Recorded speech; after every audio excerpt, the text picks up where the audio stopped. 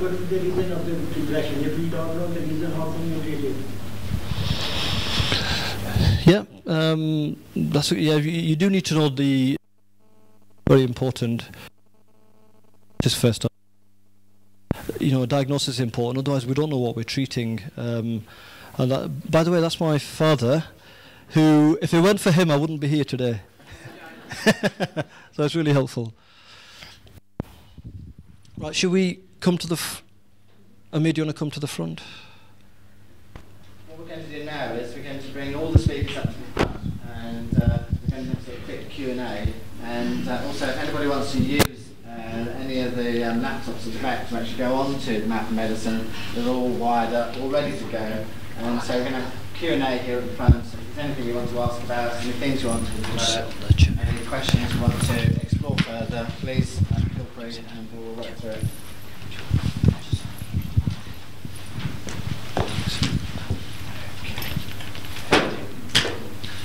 Any questions? So did you write a couple down? I made some notes. Some of the questions about the development of the pathways. We talked about sort of like, the how, where, and when, and then about how to structure, care. And I think that was an important one that sort of like people were asking about. Do we send them, just give them drugs, to watch for waiting, or do we actually then send them for psychoanalysis? What is it we actually need to do? And it's about how we shape and define that. Can I take that? I think one of the really interesting things about where we are at the moment, and it's the question is why that hasn't been asked. Why do we want to do this? Why does the local health community actually want to even think about putting pathways in place or the map of medicine? And the truth of the matter is you might not, because we've been delivering great care. You're already doing quite well. But it's not really about the past, and it's not necessarily about the present, but it's about the future. And over the next 3-5 years, the NHS has got to save 20 billion quid.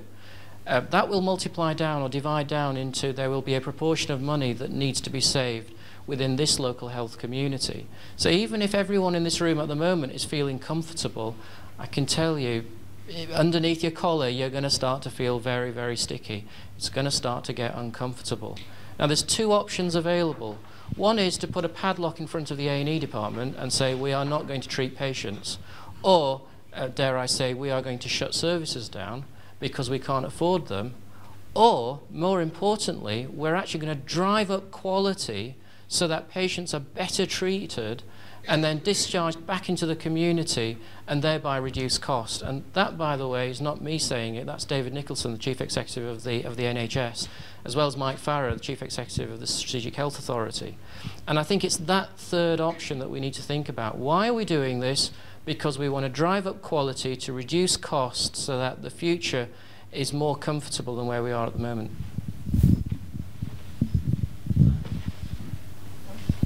Sorry. How are your pathways kept up to date? Basically, we, depending on what the topic is, we work with different subject matter experts. For example, medicine, the Royal College of Physicians, they have working groups that review the pathways, and under the provenance button, every pathway on the map, the national international map, has a little button top right that says provenance, and you can click that and see exactly what the dates of review are, when they're due to expire and so on. And then you can see that every node on each pathway is referenced and evidence graded. There's just a simple grading structure, and then there's the full list of references. Wherever there's NICE guidance in the 80 topics, we always will reference and refer to the NICE guidance. Where there's new stuff happening that NICE hasn't got to, we might, some of the peer review process will flag that, and that will be included and appropriately referenced. So it goes to basically a structure through an authoring team based at the Map Medicine, with what they call information scientists, qualified information scientists that do the literature searching and so on. We use the secondary literature. We don't tend to go to the primary literature unless it's flagged by the peer review process saying, this is not quite right because NICE did this guidance a year ago and there's been something else that superseded it. You might like to consider it. So it's an iterative process. Fundamentally important to us is the feedback button. Every map of medicine has on it a feedback button.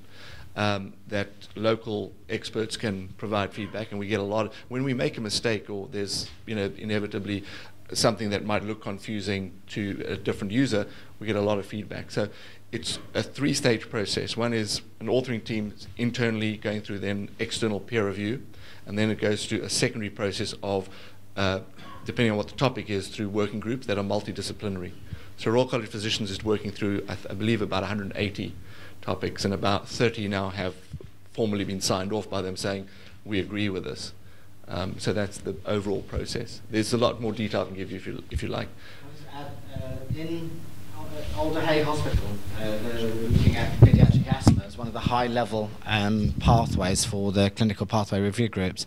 And he, who is actually part of the SIGN BTS, British Thoracic Society, he actually helped to write the guidance.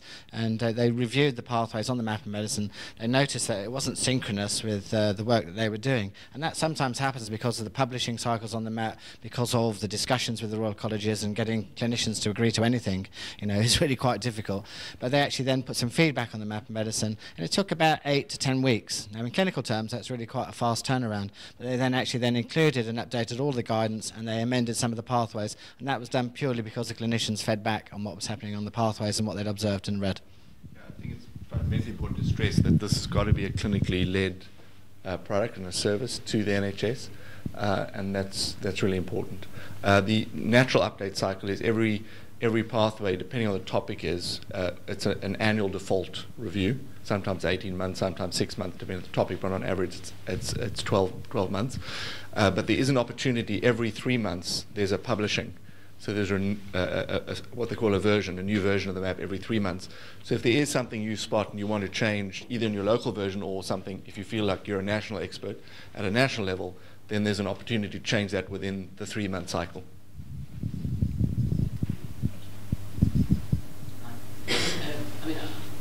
I had another question, but since you started talking now about the people who are working on this map, it sounds like it's more like professors and big people in big Royal Colleges.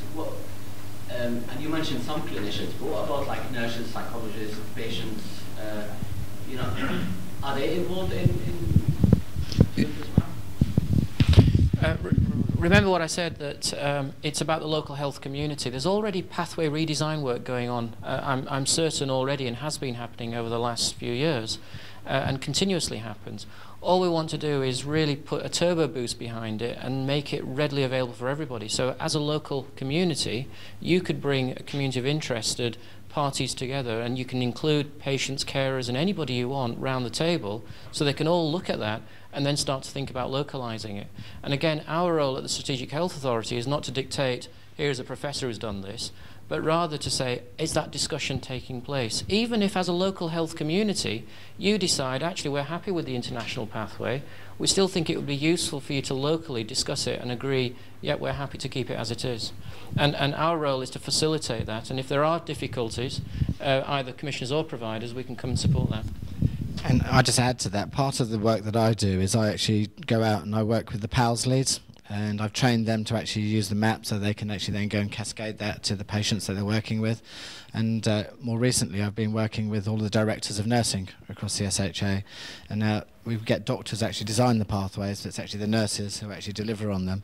And so it's really important that we engage everybody who's in the process, and that's the next step. And after that, if resources permit, then we'll actually do a lot more work with patients. But I can certainly say that in all the work that we've done, I ask for patients to be involved, and I usually get mobbed by EMEA's patients, because if you ask for one, you usually bring in about half a dozen. So, I think the other really important point about this is if you get local ownership, and this is back to the clinical engagement strategy that's more broader, if you've got local champions who've been working on the pathways and developing them and all the rest of it, they're the very same people who will go out and meet their peers, share with them, get involved in the clinical governance that's happening locally, perhaps the audit work that you were talking about earlier, and ensuring that the local health community is delivering. All the clinical engagement papers around the world all talk about about local activity and local clinicians taking ownership. And that, by the way, answers the question someone else was asking about how do you make a guideline and how does that affect clinical behaviour. If you've got the clinicians on the ground saying we want to do this, the PBC leads might well want to have discussions with GPs that may not be looking at the pathways.